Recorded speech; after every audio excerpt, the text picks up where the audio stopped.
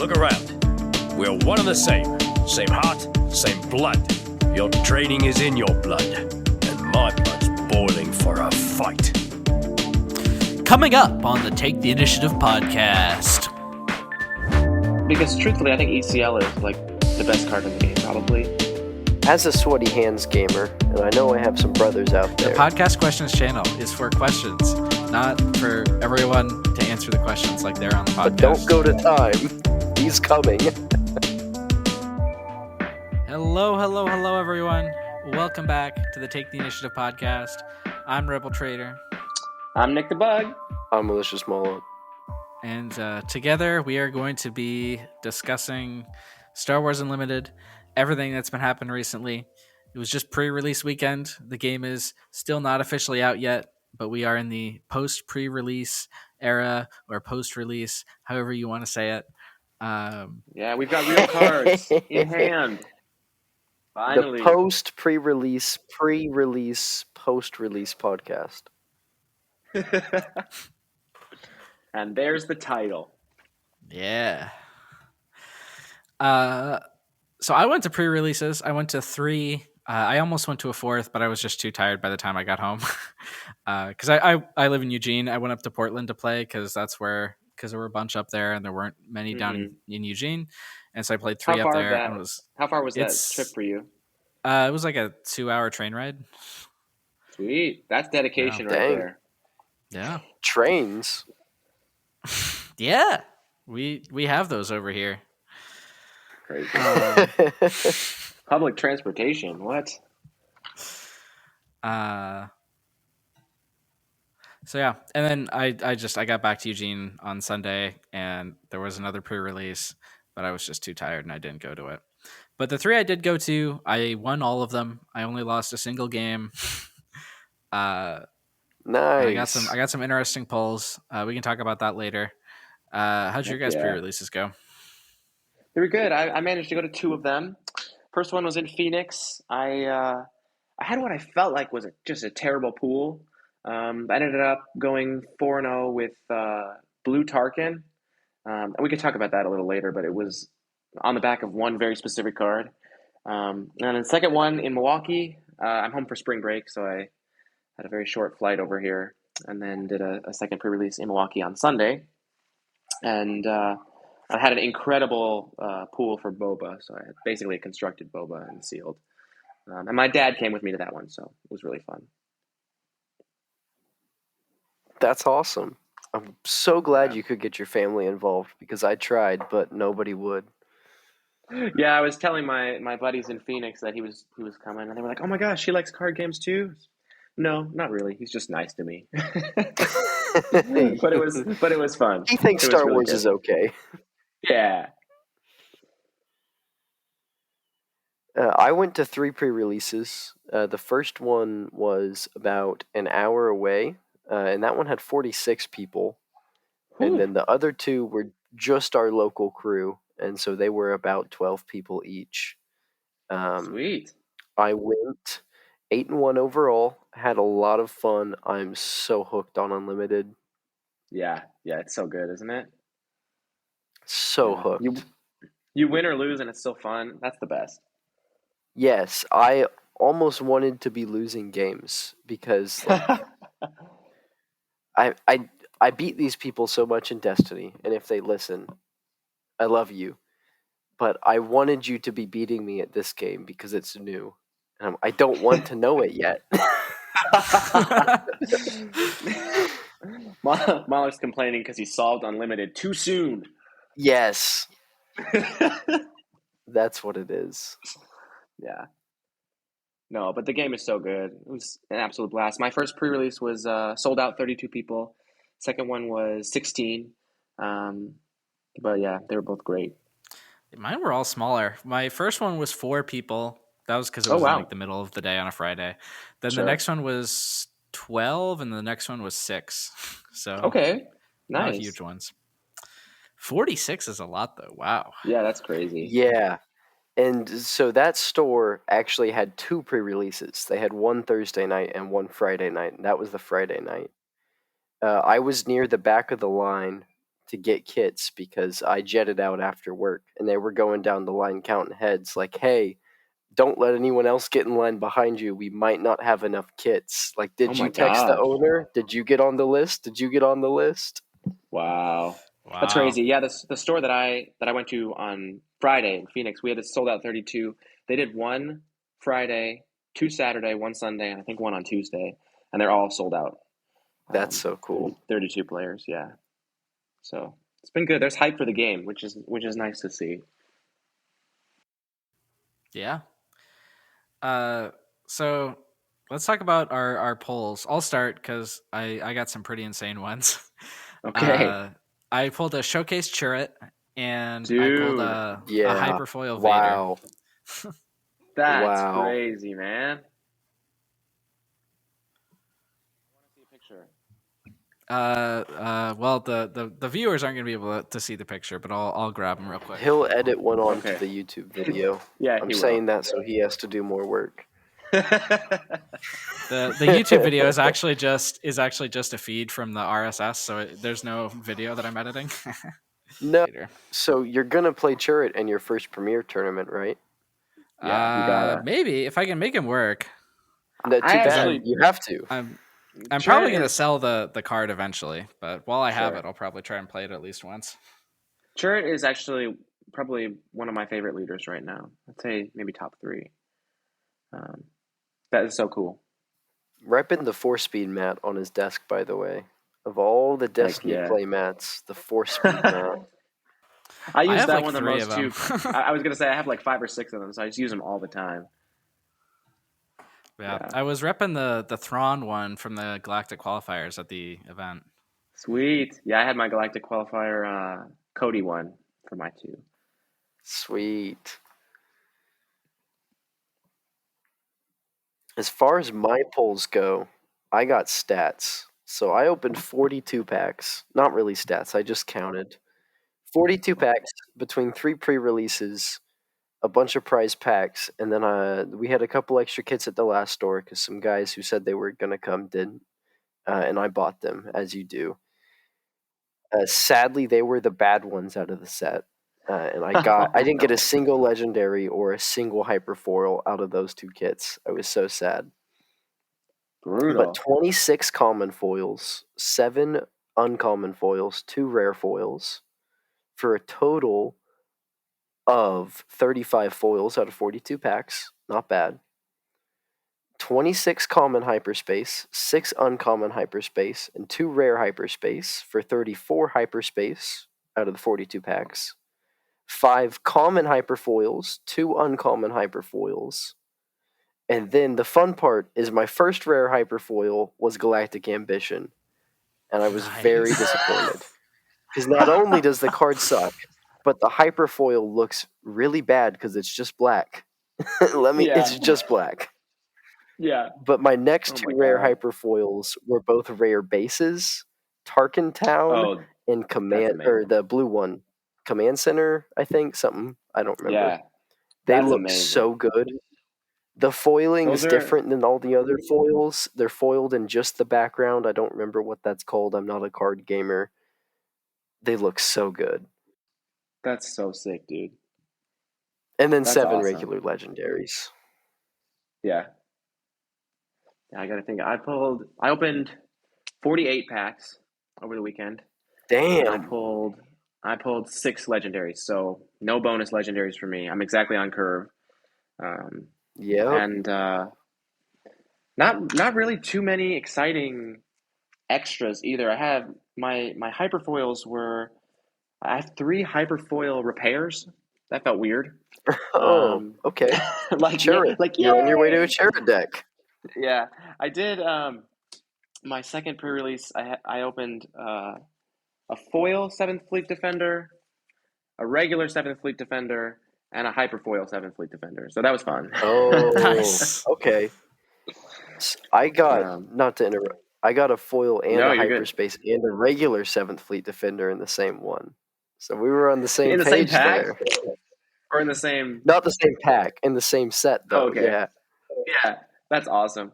Yeah, I ran all 3, and they were killer in the sealed pool. Yeah. I didn't What else did count you get? exactly how many other foils and hyperfoils I got, but Yeah, I didn't either. I I did end up with an ECL, so I was happy about that. Nice. Yeah, Fancy nice. ECL that's or just a regular ECL? just a regular one. Honestly, most of my pulls were pretty lackluster. Just playables, not anything too fancy in terms of hyperspace or foil. But I'm really just excited to have cards in hand and to be playing with the real thing.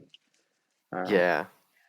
And I got most of the leaders that I wanted. I'm still missing Thrawn and Cassian, but I think I have everybody else. Nice. I got shafted a bit on legendaries, and I'm not mad because I got the showcase. Yeah. But I only got Yeah, I think you're fine. I only got 3 legendaries. I got the Vader that I was talking about, and I got Black One and Mace Windu. So Yeah. other than that, no other legendaries, which kind of sucks. But how many packs did How I many open? how It many would have packs did you been open? 6 times 4 because I also bought an extra pre-release 24. kit that someone So you opened a didn't box worth of have, packs. and then I yeah, and then plus the Plus prize prize packs, packs. which would have been which would have been I think 3, 4, 5, 6, 7, 8, 9, probably around 10 or 12 prize packs. Dang. So somewhere around 40 packs. But yeah. All right. Yeah. So you should I have will say opened I like got 5 enough legendaries. commons and uncommons that I don't feel like I need to buy a box. Yeah, I I kind of might buy feel one like anyway, but yeah. I have Yeah. basically a playset of commons and uncommons at this point. I don't think I'm there on the uncommons, but on commons, I was already handing out bulk commons to other people Yeah, who were asking yeah. to build decks for this week. Nice. It feels kind of weird. And then the other thing that feels weird is opening your pack and you've got all the commons and uncommons already, and you open just like a terrible rare, like I don't know, You're My Only Hope or something. You're like, oh great. Um, Or so you get it does like a feel foil weird. confiscate as your random bonus foil. Yeah, or a Yeah. or a third foil repair. Yeah, Yeah. yeah, just weird. Yeah, I was noticing that some rares just feel so much better than others, um, and I guess that's to be expected, right? But some rares almost feel like legendaries, like Palpatine or Han, or Fire Spray or something, and then some of the rares, like Galactic Ambition or something, just feel terrible to open. Yeah. That's card games though. I guess it is. I don't know. I guess if we do a full set review, we'll get onto that. Sure.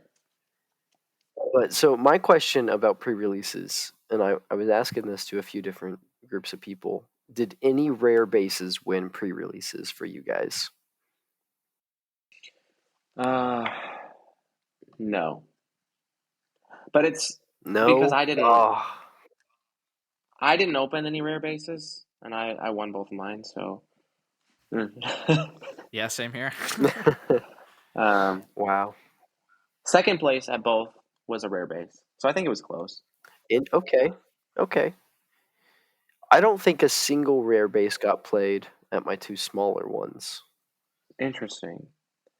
Yeah, I guess if The it's big one smaller, they you're just not didn't do likely to well. see them open. Interesting. I wonder if that 5 health Yeah, the just rare matters bases more. are a lot rarer than I thought. Yeah, totally.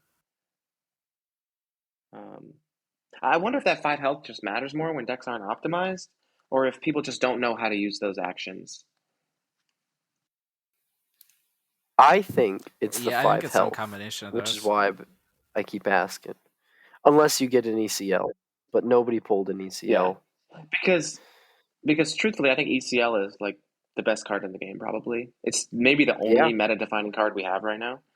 See, And I 2 think out of 3. Tarkentown, and I think Tarkentown is also 2 out of 3. great. So I don't know. I think Target Town is good. I think If you're on red base, you always like play Tarkentown. I think. yeah. I think if you're on green, you always play ECL. Yeah. But I've been like semi vocal about like reconsidering that. I'm like one of the only people that says there might be some situations in which a 30 health green base is better than ECL. The one time is in like control mirrors, but I think like if you're building your deck, you should be optimizing for like the whole meta, not just control mirrors. So I think you Right. should always go ECL. Let me But like there let me are, call back I to think most of the time, Destiny. if I knew I was playing all control mirrors, I'd probably want a 30 health base instead of a 20. Mm-hmm.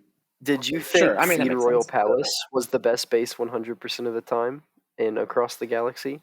Uh, with the only exception being Shadowcaster. So you thought there was Yes. an exception. All right. Sure. Yeah. there was no exception. Well, no, it was an exception because Shadowcaster you played Weapons Factory Alpha, which also got you the one free resource, so it was like the same as Theed. I think ECL is on the level of Theed Royal Palace. Interesting. I think having the drawback of 5 health is a significant makes it significantly more in line with other cards than Theed. Makes it more of a decision. I do like that. Yeah. We'll see how it goes once we get more sets. Yeah. On the topic of pre-releases, though, what about leaders? What leaders won your pre-releases? I won mine with Krennic twice and Boba once, and there was at the second pre-release there were 2 undefeateds. I'm not sure what the other guy was on. Yeah, I was on Tarkin for the first one, and the other undefeated was Sabine, I think. And then my second one, I was on Boba. I was on Leia when I 2-1'd. I'm pretty sure Tarkin won that one. And then I won with IG, and then I won with Boba. Sweet. Nice, A IG. lot of villain wins. That's interesting. Yeah.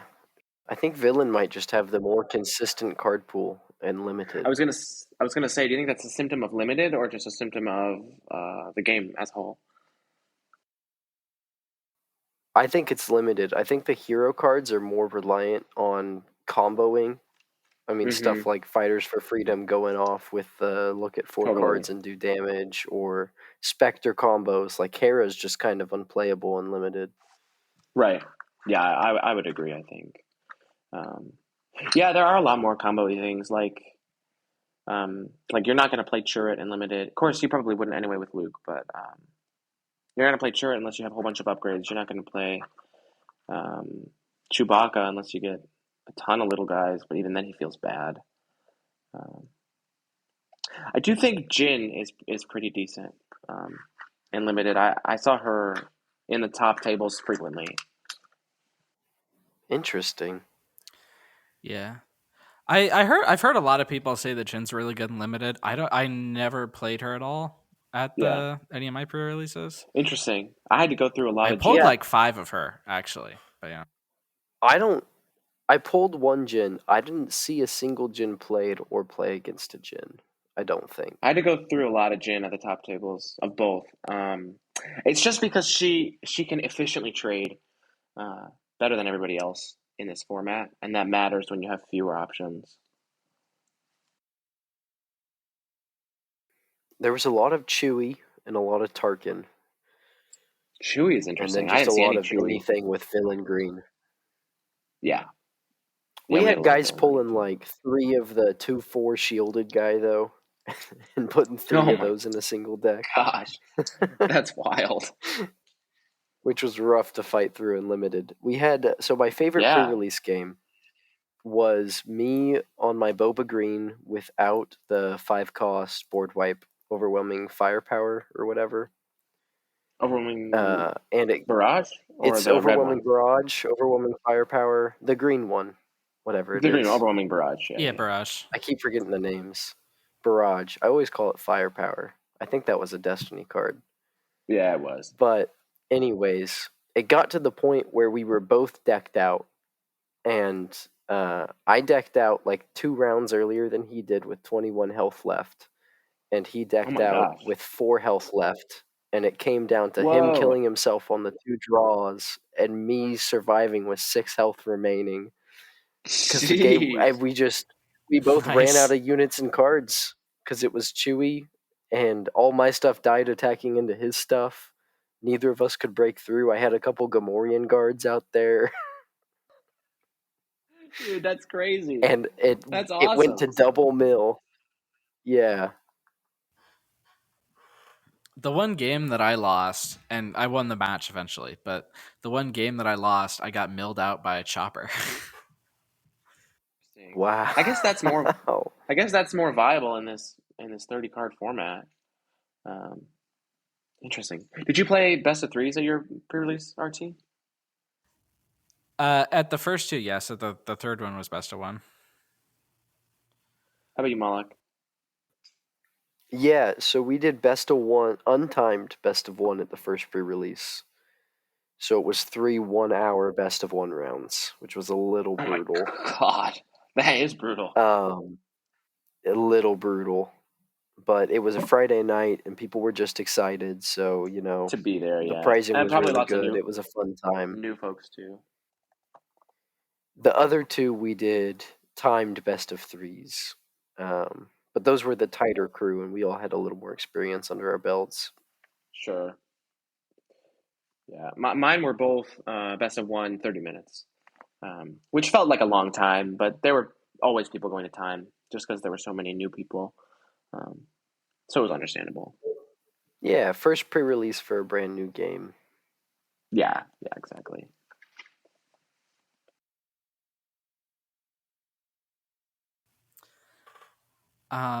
Any concluding thoughts on pre-releases before we move on to talk about future tournaments and how they're going to be run?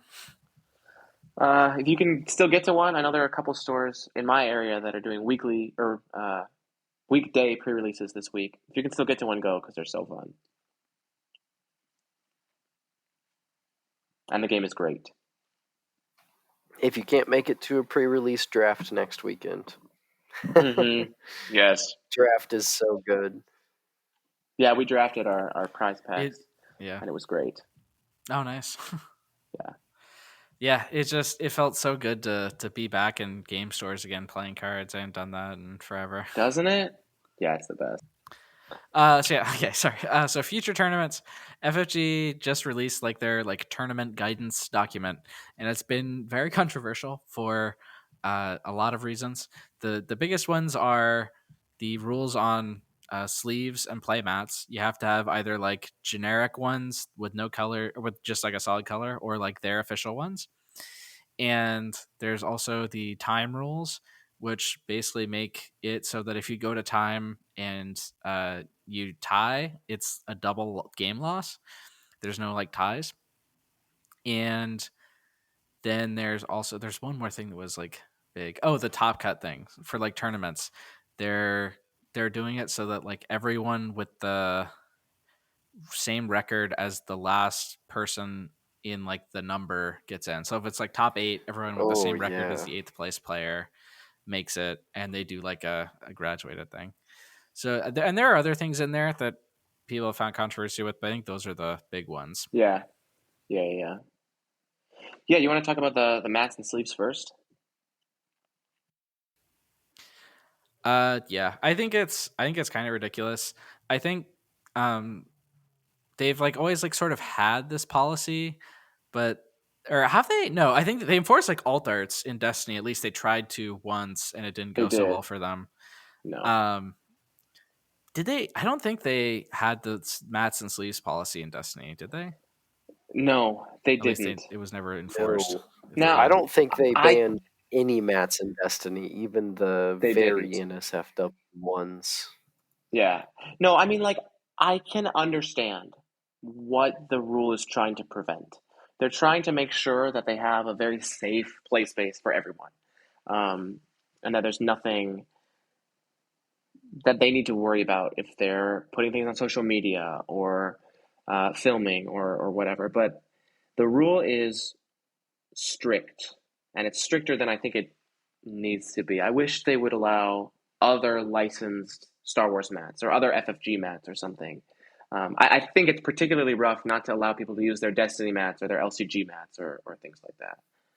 Yeah, even if you're not allowing other licensed Magic playmats, Pokemon Mm-hmm. playmats, One Piece card game playmats, whatever, not allowing previously licensed Star Wars playmats is a little wild to me. Exactly. That's my issue with it I too. That's my only issue with I it, know actually. why, but Yeah. Right. Yeah, yeah. I also understand it. I think they're probably going to either like not enforce this that much or even like fully walk it back because it's a lot of people have gotten mad at it. Um Mm-hmm. and yeah, like I mean I don't own anything other than like Star Wars mats. Or I think I have I like don't either. one or two Marvel Champions mats. But like I've just got Star so Wars ones. I yeah. But yeah, I totally understand wanting to remove the NSFW things, and this removes like all like doubt about that. Like Right. There's no no one gray like area at all with it. it's because some people will argue like, oh, it's not technically like against the policy, but like it's obviously against the spirit of it. And so this like removes all doubt. So I understand what they're going for, but I I think it's still a bit bought misguided. a Game Genic mat because their play mats look great and they feel great. And They're really they're really good soft. They quality, have good yeah. cushion to them. Yeah, they're Yeah, amazing. yeah. But out of principle, if I go to an official event, I'm not going to bring it. I will bring a Destiny Yeah. mat or I will use an airplay mat Yeah. if they enforce Yeah. this rule. Yeah. Yeah. Yeah, I also bought one of the Game Genic ones, but I got like the Galactic Ambition one, and I didn't realize it, but it has the zones Little written on zones it, on it, and yeah. it has them in like Yeah. it has the zones in places that I don't put the stuff there, so I Yeah, just the like deck ignore the zones are zones pretty weird. much. I would have bought the Death Star one, but because of the zones, I bought the TIE Fighter one. Yeah, I ended up skipping on the playmats, but I did get the sleeves, the red back Oh. sleeves, and I really actually like them a So, lot. are the sleeves not opaque? They are. Maybe that one is. I know I saw someone saying that official Game Genic sleeves, some of them weren't fully opaque, and in the tournament rules, if your sleeves aren't fully opaque, you can't use them. They're pretty opaque. The like Game Genic generic ones that aren't specifically for Unlimited are not opaque, Yeah. Got No, it. these ones The are non-branded Star but these are Wars pretty ones opaque. these don't Unlimited ones work. are. I guess not. Yeah. But no, these ones are actually really, really nice. And the art doesn't seem to be coming off at all. And I've shuffled probably 20 games with them, and there's no corner damage or anything. So I'm excited. So, as a sweaty hands gamer, and I know I have some brothers out there, are those sleeves textured on the back? Yeah, they are. Okay, Is that what you're so looking they work for? for everyone. Yeah. Yes, I even ran into a fellow at one of the pre-releases. We played each other, and he was like, "Hey, you don't want to shake my hand? I'm all sweaty. I have hyperhidrosis." And I was like, "Wait a minute, I do too." We're Yes, shaking, that's and it's awesome. gonna be wet. The wettest shake ever. Yeah, these are textured on the back. All right, yeah. So if they're not textured on the back, they just stick. Yeah. No, they're maybe not as textured as like a dragon shield, but they're pretty textured. That is good They're to more know. than they're more than like an Ultra Pro or something. Yeah. Nice. Yeah, I'm definitely gonna buy some of the sleeves. All the stores that I went to were like at different levels with what kind of product they were selling. Like the Yes, first one was mine like, "Oh, too. we're not allowed to sell anything until the release date," and then the second one was like, "We can sell you the mats, but nothing else." And so that's where I bought the mat from. That's so And I think weird. the Yep. other store was just like, "We're selling everything." Yeah, Just the first store fuck it. was like This selling one, nothing. The Yeah. second store was selling everything for me. different distributors with different street dates and also different buy-in levels, because some of them you could sell I if you guess so, bought a yeah. certain amount. At least some of the ones available to us here. Weird. That's Oh. bizarre. Yeah. Huh. They were like, we'll ship you the mats and the kits for pre-releases if you buy at least this much, but if you don't, your street date isn't until full release. Huh. Wow. Ah. That's so interesting. Well, whatever. whatever. I got the sleeves I wanted. They didn't have at the second store. They didn't have the deck pods. I wanted a red deck pod, but I'll get it later. Yeah, I have a green one on order. Yeah. Ramp color, best color. Nice. I think it's really interesting that you can you can switch out different colors. So you could run like a blue and green one if you had a Krennic green deck. Yeah, mix and match. It's cool. Yeah. Yeah, the product looks really nice in person. I have a couple friends who bought the black ones that they were selling, and they were nice. Yeah.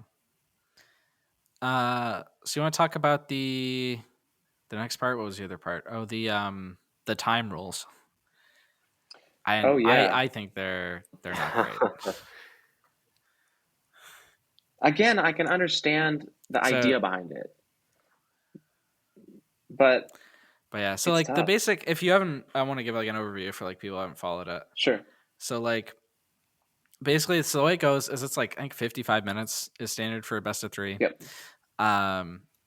You have to, and then basically, so if you go to time when you go to time, you play to the end of the next action phase. So you finish the current one and then play one after that.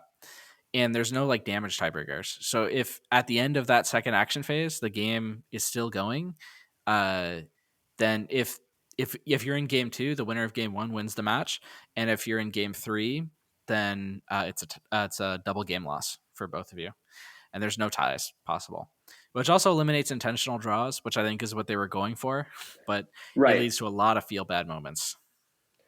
Right. You know what it says to me? What? You can go, Nick. You can go, Nick.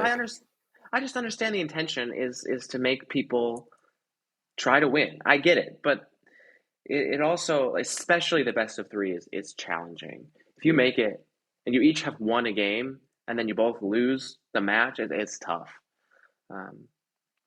That's a tough pill to swallow. What it says to me is you guys haven't liked the tiebreaker rules for the last few card games we did, so fuck it. There's no tiebreakers. Deal with it. Yeah. I mean, yeah. That's fair, honestly. There's no tiebreaker we have where we'll make people happy, so there's no tiebreaker. And talking about it at pre-releases, I mean, we're all relatively young. I learned that for a long time, Magic didn't have tiebreakers if you went to time. They didn't, yeah. Which was just a draw. Kind of crazy, since that game you always start at the same amount of life as your opponent and with the same amount of cards. Right. And yeah, no, it's crazy to me too. I don't know. Yeah, I don't know how I feel about it. I'm hoping it just won't come up that often. Yeah. But yeah, just play fast. Yeah, I won't have a problem with it personally. I saw it come up at a pre-release game. It wasn't me playing. It was like someone next to me. At pre-releases, it's different. But it was a really close game, and they went to time. And I think one player was like 1 health away. The other player was also really close, and they got a double game loss after playing that intense game. Wow, it was crazy. How did they input that into the system?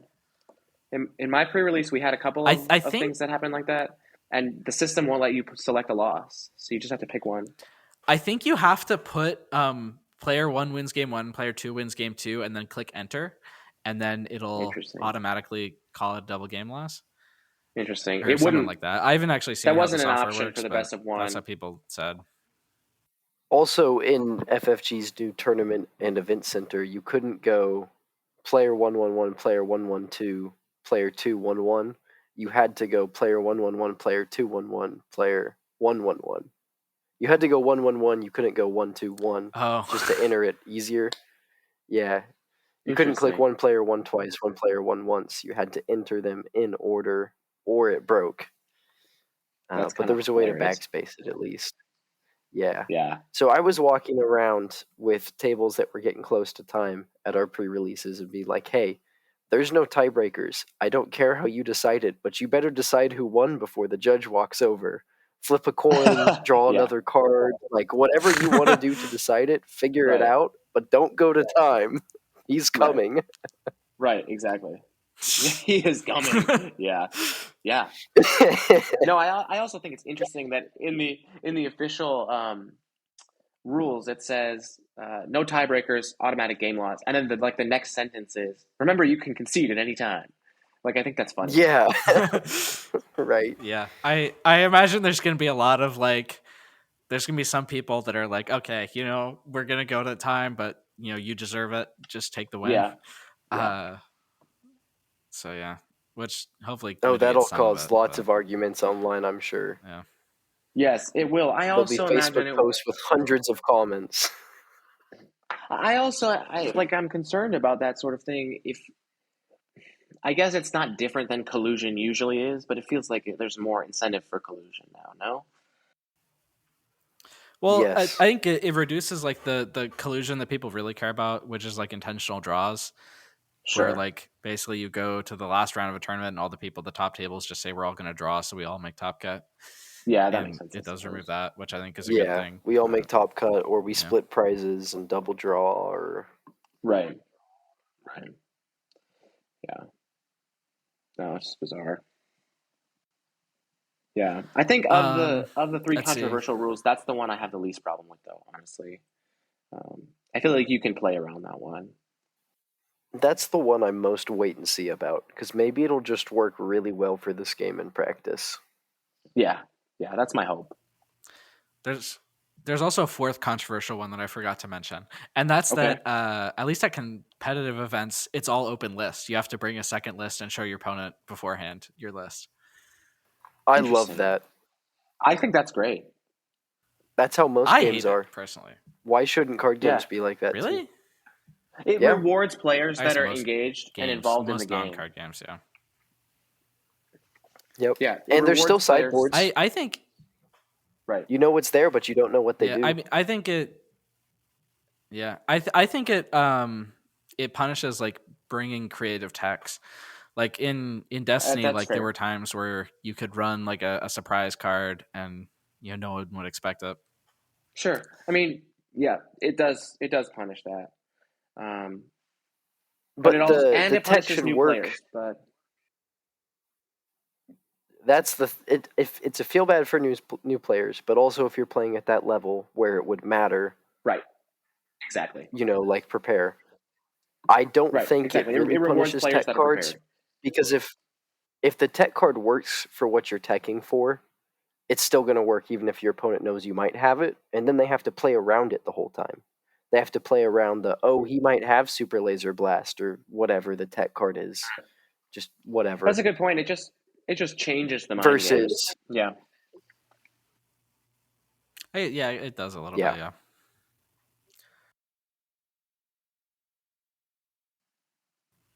Yeah. No, I don't mind. But like, especially when it comes to like out of aspect cards, I was thinking it would be really fun because a lot of my top cut lists have had random out of aspect cards. But I guess that was open lists, so like people knew about it. But sure. I was looking forward to like playing the barrage in my hero deck, and they weren't surprise expecting barrage. it. Yeah, but see, I think people I guess expect that they'll be anyway. expecting it now. I think people expect that anyway, and then you're playing a best of 3, so after game 1, it won't matter. This just makes the 3 games more consistent with each other. I guess, yeah. So, yeah. And open lists are great for judges. Yeah. Because totally. then everybody can keep everybody Yeah. accountable. We don't have to do deck checks and crap. Yeah. Yep. And so let's talk about the fourth one now, which is the top cut rules. And this is, for me, probably the one that I have the least issue with because I think it comes up like not that often. But yeah. So basically, like the way I explained it earlier, like how it works. But yeah. I also think that allowing more people in the top cut is the opposite of a feel bad. That's just good, right? Like, whatever. The one issue is when like adding all those people makes it become unworkable. Like, sure. Like we were talking about the math in Discord, and for like a 64 player tournament, it's top 8. That's what it says in the document. But it ends up with one player at 6-0, 7 players at 5-1, and 15 players at 4-2, which increases the top cut to 24 people. And so you can't do an extra round to cut down to 8 because the most you can cut down to is 12. Mm. So I at least historically, like that make it weird. But yeah. With Destiny, it'll be different though with most double of our game losses. larger card game tournaments here break with the new top cut rules. Most of our tournaments fell in like the range of like 30 to 40 players that just don't work. And with FFG's new official way to run the tournaments and their new tournament event center, there's no way to fix it. There's no way to run a shadow round in the event center and just be like, all right, these 2 players make it in. Screw all that. We're not playing 3 more rounds and losing one of our X and ones or whatever, Right. Yeah. I don't mind taking the value of strength of schedule down though, because you can get screwed by it. So I don't know. I actually like this one. I got screwed by it at a original once. I'm pro this one. I've been screwed by it too, but I think to me that's just part. Maybe it's a boomer take. That's just part of games. Maybe that's a boomer take. Yeah, it is. It is. I mean, it is part of games, but also, I don't know. It's nice to minimize that type of RNG, right? We want as much player skill to matter as possible. Yeah. I like the idea of like everyone with a certain record makes it in. I think the way they've worded it is like slightly off because it causes those scenarios where cuts become unworkable. But I think if you make it like the slight change, like basically make it work like it did at the like later Destiny tournaments. So like Worlds and like Gen Con, where like everyone at 6-2 or better makes it in, and that works. And so then like everyone that has that record isn't, but you're not adding a bajillion 5 and 3s in to make it an even 32 or something. Right. Yeah. Interesting. I would like it more if it was that. If you just cut to X and 2 and that's cut. Yeah, I agree. But oh well. I do like that they're trying new things. I think that's cool. Okay, yeah. So I think overall we came down a bit less harsh on the tournament rules than I thought we would. Yeah, I'm mostly in favor of them. The playmat one is the one I like the least. I think that I'm okay with it all because I don't expect the playmat or sleeve one to stick around. Sure. If those are strictly enforced at events, I will be a lot less okay with it. Sure. Yeah. My big concern is just somebody sharking. Like, you show up at an event and nobody's worried about your Destiny mat, and then the opponent is losing halfway through and they go, "Judge, she's playing on an illegal mat." Judge! Yeah. That's my concern. Yeah, exactly. That's my concern. Yeah. And I think there were a couple other people like talking about like really bad scenarios where like someone like hypothetically gets mad at a store owner for like something unrelated, and then they take pictures of like people at the store using like Destiny mats and they send them to FFG to get the store revoked or something. Yeah, it just causes arguments. For future reference, though, I want to make a public announcement, okay? The podcast questions channel is for questions, not for everyone to answer the questions like they're on the podcast, okay? Get your own podcast.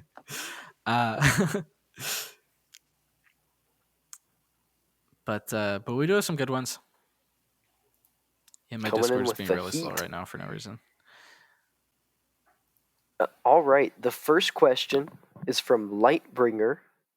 With the online meta flushing out, what strategy, if any, do you think is best suited to compete with Sabine Green? I think it's Boba. Yeah. I agree. Boba is quite good into Sabine. And Boba's good into a lot of stuff, so it doesn't feel like a feel bad to play. I think there's another question sort of further down about a similar question, but Boba. I think that one's more interesting because the counters to Boba feel worse into the rest of the meta.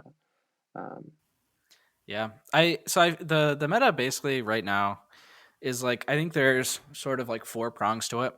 There's the Sabine decks, and I guess like the Leia decks also, like the aggro decks. Then there Yeah. is Boba, which beats Sabine, and then there is like Iden and Krennic, which beat Boba, and then there's like Vader, which beat Iden and Krennic. And Sabine beats the Vader decks and the Iden and Krennic decks, but it beats Vader harder than it beats the Iden and Krennic decks. So that's basically where I see the meta at right now. Good old rock, Yeah. paper, scissors meta. Right, exactly. Um, the interesting thing comes in when you throw, Luke or Palpatine in, things that are like close. Like I think Palpatine beats Boba, but it loses to everything else. Um, Luke is decent into Sabine, but not great into control. Like I think you have to be picking the rock paper scissors item that beats the random rest of the field, because there is so much random right now. Yeah. I think there's a lot of like unexplored stuff. Like I think Chirrut has been relatively unexplored. I think Han has been relatively unexplored. And I think both those are Agreed. really good characters that should Agreed. have a place. Luke has been, but people have sort of dropped off of him. I think there's room for Luke deck to come back if people pick him up. And like you said, Palpatine has also gone relatively unexplored. I don't think he's that good. I think Vader's just better than him usually. Maybe he beats Sure. Vader, but He does usually. I don't think he does any better into other things than Vader does. So I think he's usually better into Boba, Yeah. which is I a think fairly Palpatine's significant definitely a set 2 leader. matchup. But yeah, he absolutely just auto lost to Sabine or other aggro, so it's tough to bring him to anything. 8 resources is it's painful. Yeah, I was doing some quick math, and essentially, if you run the 6 available ramp cards, or the 2 available ramp cards, or 3 copies each, your odds of getting double ramp in time for Pop to flip 2 turns early is around 70%. So in a best of 3, you'll see it twice, and that's a huge difference. But even then, it's you're taking a ton of base damage in the meantime while you're trying to ramp.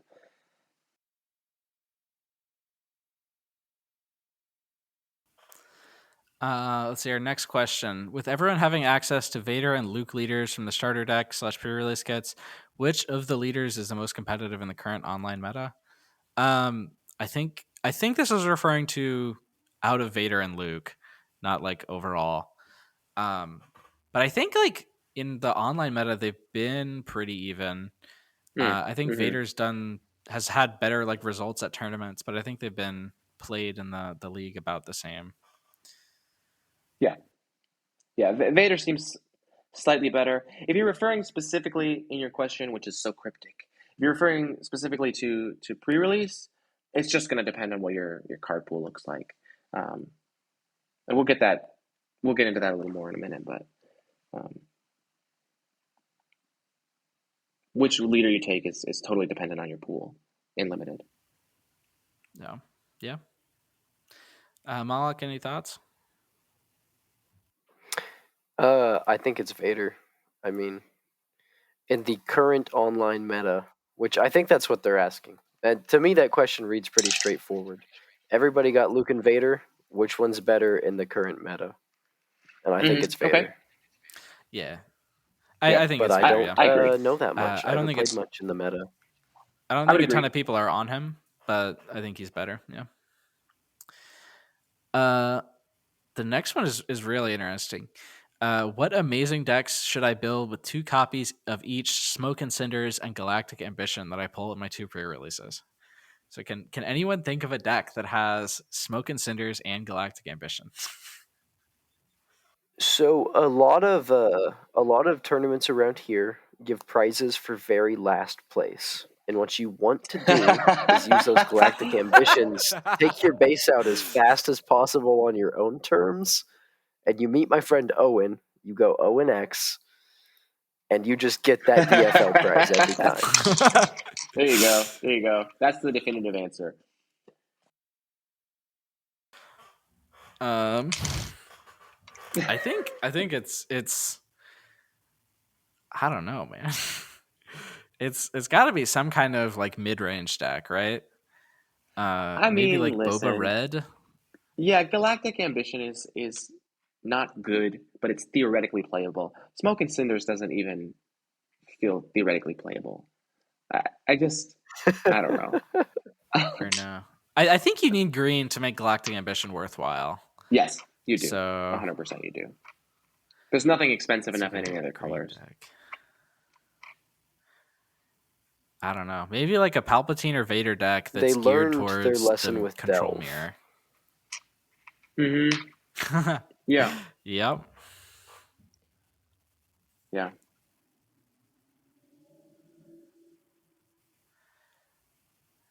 So I think I would say I like play either like Vader green or Palpatine red. If you want to play Smoke and Cinders, you play it to be the first person to die in Twin Suns. Yeah. Let's see. The next one is kind of weird. I think a great discussion could come from discussing the sealed aspect, training your brain in real time that your list will not be fully optimized. The next greatest thing is how do I optimize what I have in front of me? How strong do Shield/Sentinel feel in limited play? Possibly putting in cards, knowing you'll just have them in your limited deck to resource them. Probably all ideas you have anyways, but my 2 cents. Okay. So I guess like the question here is like, how do you build decks in sealed? Yeah. Yeah. And I think we can each talk about this because I'm sure we have different strategies. But my original strategy is to just lay cards out by their aspects, right? So I'll have all the single green, all the villain green, all the hero green, and I'll separate those out. And then I'll just take a look at my piles and I'll pick essentially the two piles that are the biggest. Make sure that there's good playables in there, and that my curve is okay, and then go from there. There are some cards that are worth playing, even if the rest of your pool doesn't support them as well. And like Overwhelming Barrage is an example, or if you have Boba and Fire Spray. But generally speaking, you want to get just as many playables in your deck as possible. And that's kind of the bottom line because there's so little removable and so little optimization in this format.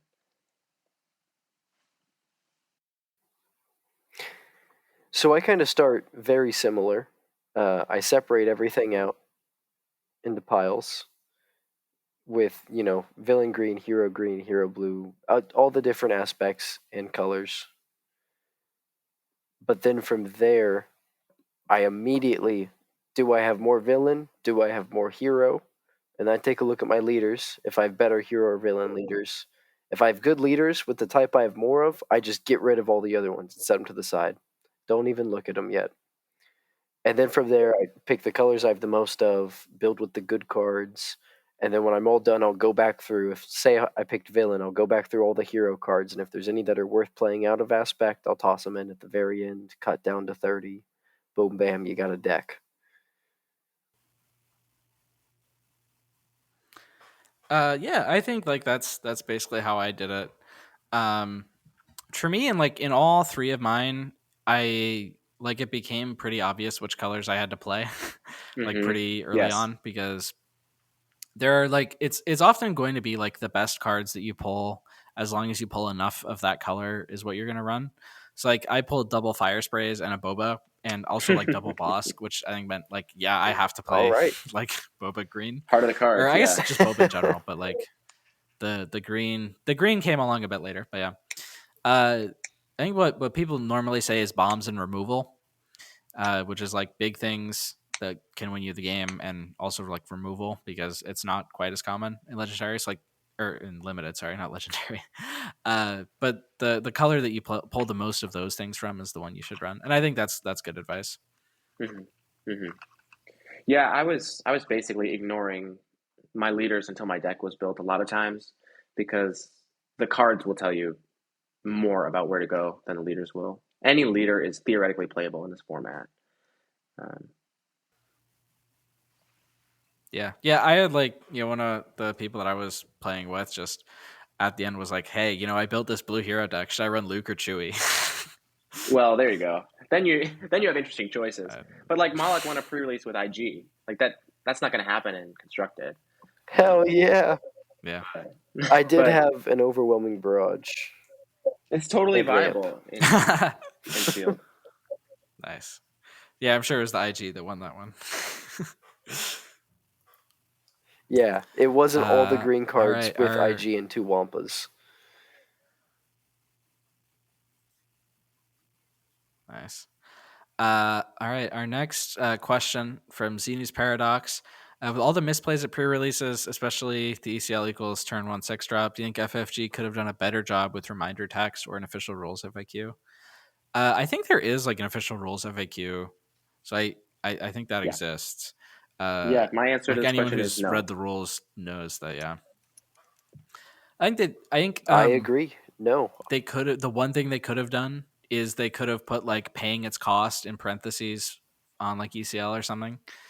Yeah, but they shouldn't have to. And I think like, yeah. Like I think most people got that. Like that wasn't an issue at any of my pre-releases. Me neither. And if I think people accepted that like as soon as they found it, so that's the one thing that maybe they could have done, but I don't think it's a huge deal.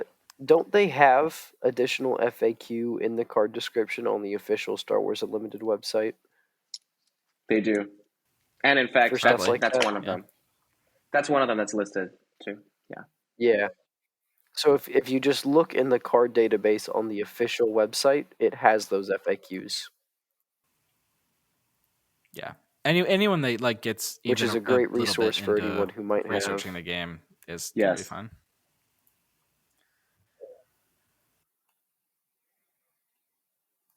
So me saying that is to say that I love that they have those official FAQs available outside of releasing a document however many months, Right. I agree. Yeah.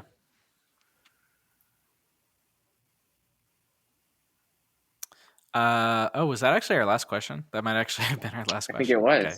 Yeah, the other people are just people discussing that. Okay. So yeah, any closing thoughts on pre-releases or Unlimited or anything before we go? The game is so fun. I'm having so much fun. It's great. Yeah. Yeah, it's a blast. Yeah, I absolutely love it. All right, well, that's it for this podcast episode. See you next time, and always remember to take the initiative. Was it worth it? You think anybody heard? I have a feeling they did.